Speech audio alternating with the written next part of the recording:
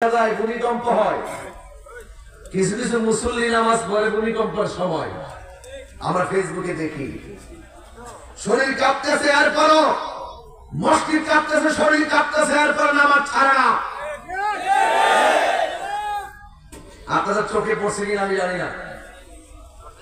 এরা হলো নামাজি, এরা কি আবার কিছু কিছু নামাজি আছে ওরা মসজিদের মধ্যে যায় শুধু সর্দারি করত, নিজে গোড়াঙ্গি গিরান নিচে কাপড় বলে আর ইমাম সামনে ফতোয়া মারে। ওই কথা কইলে তো তাহির হুজুর বলে না এখন তো টিহাওয়ার কাছে দুনিয়া গেছে গা, 1000 লাখের মূল্য নাই। কিন্তু একটা কথা বলবো, তুমি নবুনের কথা মনে করো, ফেরাউনের কথা মনে করো, আদিপত্যবাদীরা যুগে যুগে পরাজিত হয়েছে। হাত তুলে বলুন ঠিক কিনা?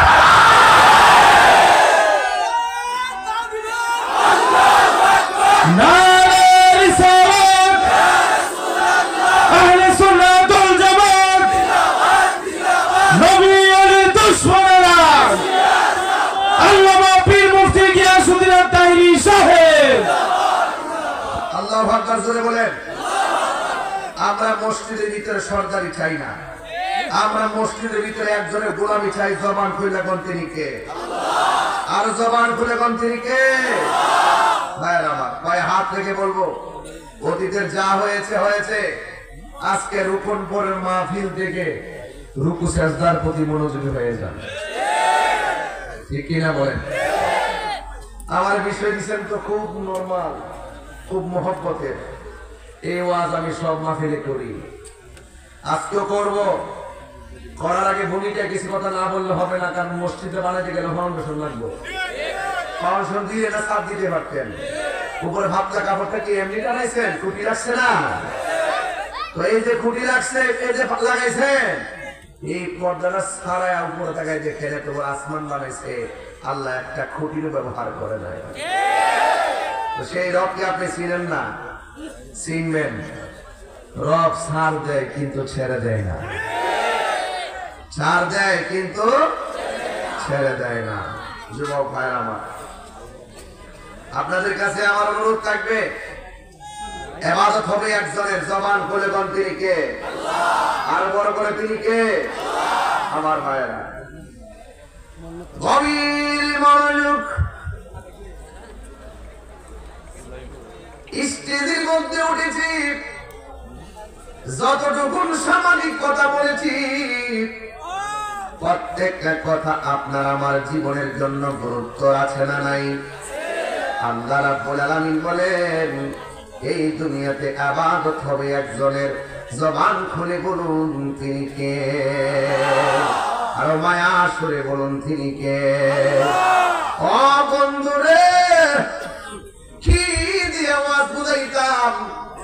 আমি আপনাদের সামনে দুইটা বিষয় নিয়েছি, একটা হলো ইবাদত আর একটা খেদমত। কারণ মসজিদটার জায়গা যেহেতু নিছে, এই ইবাদত করার জন্য মসজিদে যাওয়া লাগবে। এই জন্য আমি আয়াতটা তেলাওয়াত করেছি। আল্লাহ বলে, আমি আল্লাহ ছাড়া কাউকে ইবাদত করা যাবে না।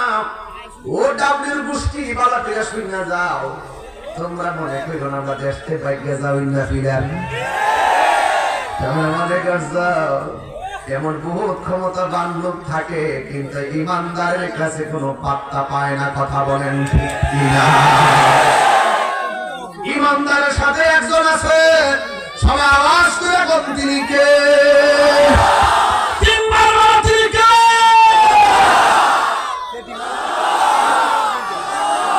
আল্লাহু আকবার, আল্লাহু আকবার। ওই আল্লাহর দয়া আছে না? আরো জোরে আছে না? 12টা দিতে ওয়াজটা গোছায় নিল, কিন্তু ধৈর্য লাগবে রে বাবা। আপনারা বলেন সেজদা পাওয়ার মালিক কে? আমরা কি বাবা শাহজালালের মাজারে যায় সেজদা করি? শাহপরানের মাজারে যায় সেজদা করি? এরপর আমরা মাজারে পূজারি।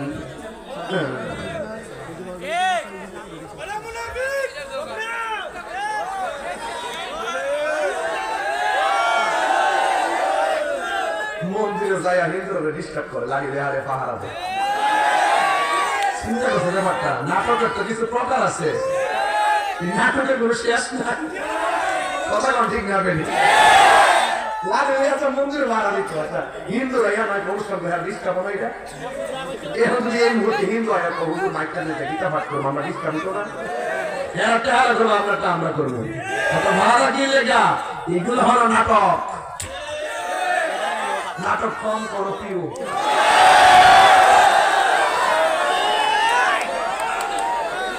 কষ্ট হচ্ছে আপনারা কষ্ট হচ্ছে তাহিরের নতুন করে বোঝা লাগবে সবার সাথে আমার মিলাই না আমি আরেক দাসের বক্তা আমি ওয়াজও জানি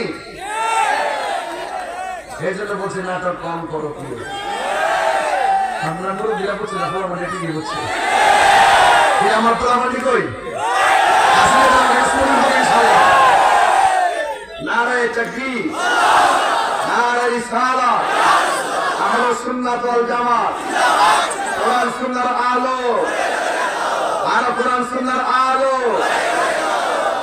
আল্লাহ কবুল করুক তাই মাজারে গিয়ে আগে আমরা সাজদা করি আগে ইমানটা তাজা করি এরপরে ওয়াজ বলি ইনশাআল্লাহ আর যেটা 12টা পড়ার বাইরে দিছি যদি জুস উঠে জায়গা করি কাটাটা যেতাম না সিরিয়ালকে ভাবে বাদ দিলে বাদ যাবো মারামার জোরে কোন আপনারা আসেন ইনশাআল্লাহ কারা কারা নাই হাত তোলেন এরা থাই কি কই হারা নাই বাজার আপনাদের ভূমিকাটা স্বাভাবিক করতেছে এই ওয়াজ করা যাবে না তাই বলেন ইজ্জতের মালিককে এই 2025 সালে আমরা পুরনো যা কিছু আছে সব ভুলে যাব আমরা নতুন ভাবে নতুন উদ্যমে নতুন সাহস আর নতুন অনুপ্রেরণা নিয়ে আমরা সামনে এগিয়ে যাব কথা বলেন ঠিক কিনা 2025 সালে আপনাদের মাহফিলে করতেছি মারহাবা কইতেন না আপনারা নতুন বছর এটা নব বছর এটা ব্যাপার সব আছে না এটা ব্যবসা আছে ইনশাআল্লাহ তবে আমরা এই নতুন বছরটা বরণ করেছি যাত্রা গানের কনসার্ট দিয়ে নয় 2025 সুকল্প উত্থাপন করতেছে বিহারে বড় অনুষ্ঠান দিয়ে নয় 2025 সুকল্প মানুষ হাজার হাজার মানুষ নিয়ে নবীর প্রেম সাগরের উত্তাল ঢেউ তুলে বরণ করেছে কথা বলেন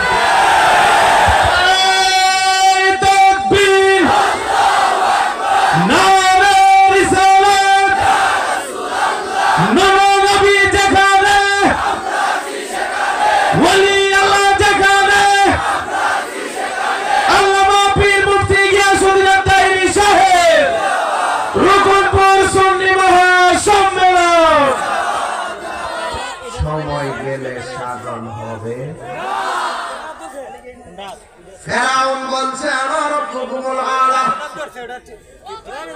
নমরুদের কি কথা ফেরাউনের কি কথা কিন্তু একটা কথা মনে রাখবেন আল্লাহর সঙ্গে শরীক করলে গুনাহ মাফ নাই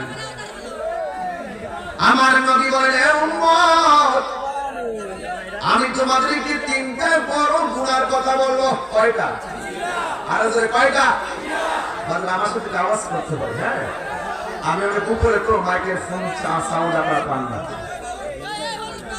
আমার নবী আপনার নবী বলেন আমি তোমাদেরকে তিনটা বড় বড় সম্পর্কে কি অবহিত করব না সাহাবারা বলেন ইয়া রাসূলুল্লাহ অবশ্যই আপনি আমাদেরকে বড় বড় তিনটা কবিরা গুনাহ সম্পর্কে অবহিত করুন সবাই আমার সাথে জিমায়া বলুন বন্ধুরারে আমার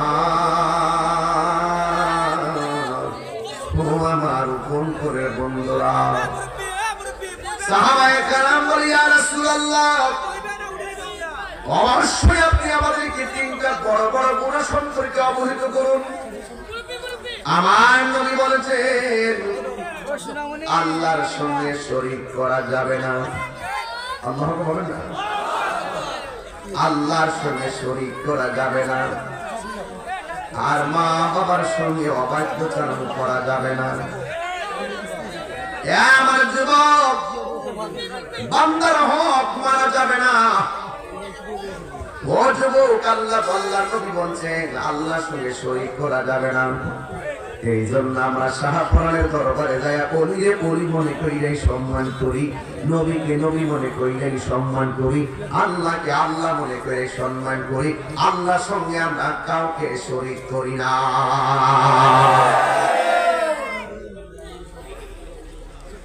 তাইলে যারা গায়ে পড়ে আমরা মাজার পূজারি কর, মূলত এরা বন্ধ, ওরা মিথ্যাবাদী, ওরা মুনাফিক, ওরা চিয়ার নবী, ওরা ক্ষমতা নবী।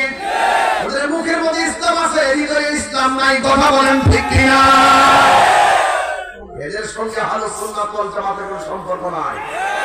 এমন ভাবে বুঝাইয়া দেওয়ার পর বন্ধ করে তাহিরকে গালি দেওয়া হয়, মাজার পূজারি বলে গালি দেওয়া হয়।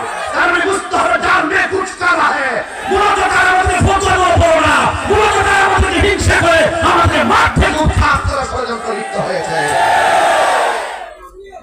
হবে না, হবে না। তাহিরি চলে গেলেও ইউটিউব থেকে তাহিরি মুছে যাবে না, এইগুলো আমাদের হৃদয় থেকে তাহিরি মুছে যাবে না। আমরা নবীকে যেমন সম্মান করি, জানের চাইতে কম না বেশি? আরো জোরে।